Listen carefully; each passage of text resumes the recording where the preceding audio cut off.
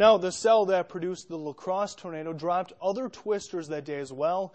That includes one that touched down near Rockland and made its way through the southern part of Sparta. News 8's Jenna Traum joins us now live in the studio with a look back at that damage and how one family is rebuilding. Lou, about half an hour after La Crosse was hit, a low-level EF1 tornado caused considerable damage to Sparta neighborhoods. It ripped roofs off houses, smashed windows, and knocked down power lines. Monroe County Emergency Management says most of the damage to homes and businesses was actually caused by uprooted trees, broken limbs, and other debris being tossed around by the tornado's high winds. Now, no injuries were reported, but several Sparta residents' homes were destroyed. The man you're about to meet was one of them. We talked to him a year ago when the tornado hit, and today we'll get an update on how he's moving forward.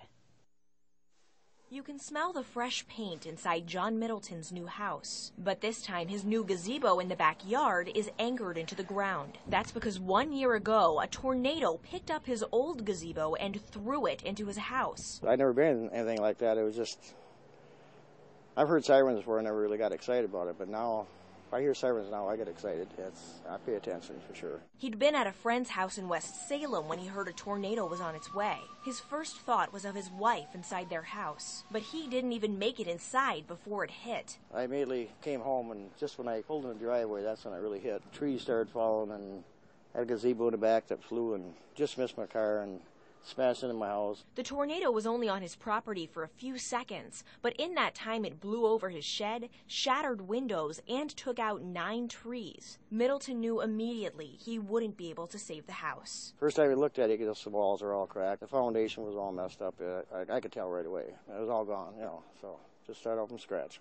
So he tore down the house he'd lived in for nearly 30 years and put up a new one on the same spot. Well, I got a good neighbor over here, and I've been here since '85. It's 27 years, and it's home, So nice big backyard, and I want to stay here. Nearly a year later, the new wicker chairs his wife picked out are one of the first touches of home. She's been picking out colors and changing this and changing that 3 times. It might not be the same house they lived in before, but it's still home. It'll be a year by the time we get back in, and we're ready to come back. The Middleton's dog was in the house at the time of the tornado, and ever since, they say the dog gets so alarmed whenever there's a storm, they have to give him medicine to calm him down. All right, thanks a lot, Jenna. And we will continue our series 1 year later, our community rebuilds, with special reports tomorrow and Tuesday, the 1-year anniversary.